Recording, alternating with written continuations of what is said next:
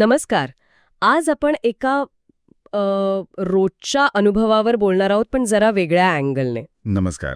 म्हणजे बघा ना, रस्त्यावरची ट्रॅफिकची समस्या हो ती काही कमी होताना दिसत नाहीये, उलट वाढतेच आहे असं वाटतं.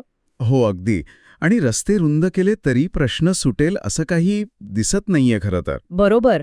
आणि यामुळे जो मनस्ताप होतो, वेळ जातो वाया, हो त्यावर आपल्या हाती आलेल्या काही साहित्यात एक इंटरेस्टिंग उपाय सुचवलाय. हो हो त्यात एक मस्त कल्पना मांडली आहे, ट्रॅफिक युनिव्हर्सिटी. Traffic university. हे काय आहे नक्की? म्हणजे कल्पना अगदी साधी आहे.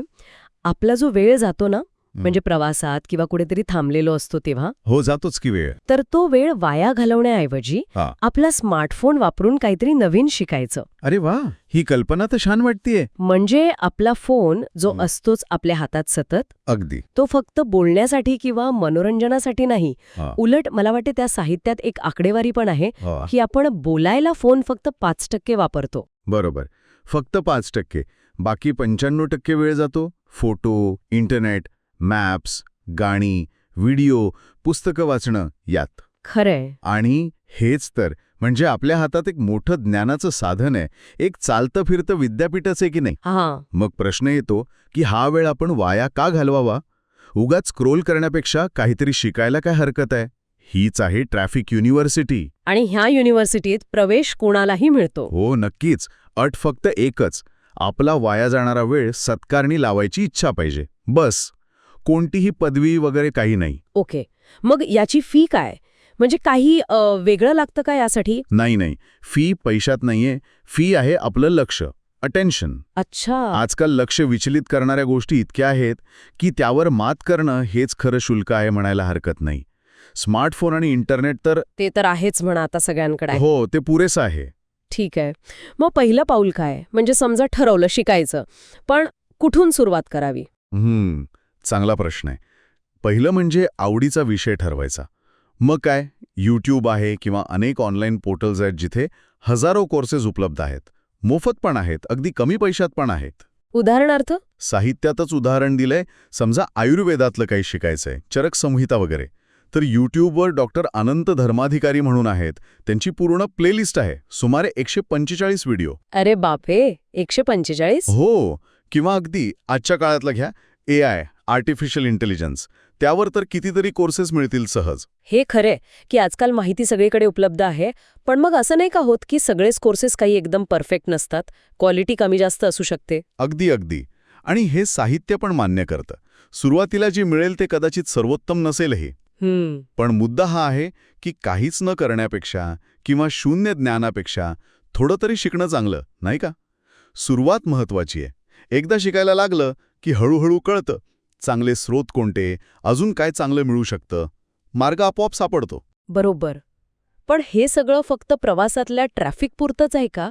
कारण मला वाटतं ट्रॅफिकचा अर्थ थोडा व्यापक घेतलाय तिथे. अगदी बरोबर, मुद्दा पकडलाय. ते फक्त रस्त्यावरच्या गर्दीबद्दल नाही बोलत आहेत. आपल्या मनात जी सतत विचारांची गर्दी असते ना. अच्छा. म्हणजे मानसिक ट्रॅफिक. हो.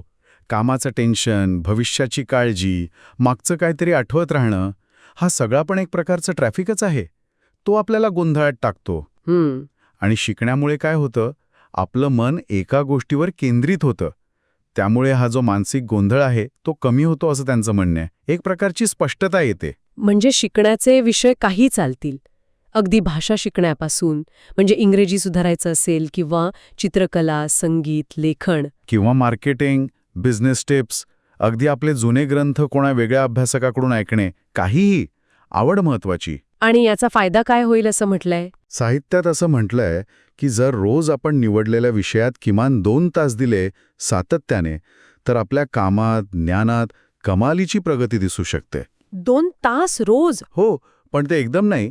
कदाचित प्रवासात थोडा वेळ, लंच ब्रेकमध्ये थोडा, संध्याकाळी थोडा, असं विभागून. सातत्य महत्वाचं आहे. याने फक्त ज्ञान नाही वाढत, तर कामावर फोकस करण्याची क्षमता, आत्मविश्वास पण वाढतो. हे सगळं ऐकायला खूप छान वाटतंय, पण प्रत्यक्षात लक्ष टिकवणं किती अवघड असतं मोबाईलवर. ते नोटिफिकेशन्स, सारखं काहीतरी बघायची इच्छा. बरोबर. त्यावर पण टिप्स दिल्यात.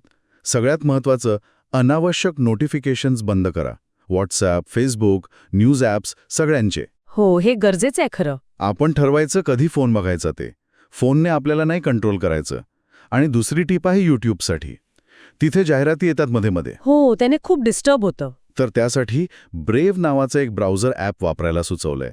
त्यात ॲड ब्लॉकर असतो, त्यामुळे जाहिरातींचा त्रास होत नाही. अरे वा, ह्या तर चांगल्या टिप्स आहेत. म्हणजे तंत्रज्ञान वापरूनच तंत्रज्ञानाचे अडथळे दूर करायचे. अगदी. चला तर मग एकंदरीत काय, तर आपला वेळ, मग तो प्रवासातला असो किंवा उगाच स्क्रोलिंगमधला, तो सत्कारणी लावायचा. ट्रॅफिक युनिव्हर्सिटीची कल्पना वापरायची. बरोबर. आणि त्या साहित्यातल्या शेवटच्या वाक्याप्रमाणे स्वस्थ रहा, मस्त रहा आणि ट्रॅफिक युनिव्हर्सिटीच्या अभ्यासात व्यस्त रहा. अगदी. आणि जाता जाता ऐकणाऱ्यांसाठी एक विचार सोडून जाऊया. जर तुम्हाला आजपासून तुमच्या स्वतःच्या ट्रॅफिक युनिव्हर्सिटीमध्ये प्रवेश घ्यायचा असेल, तर पहिलं कोणतं कौशल्य किंवा ज्ञान तुम्ही शिकायला निवडाल, यावर विचार करणं कदाचित एका नव्या प्रवासाची सुरुवात ठरू शकते.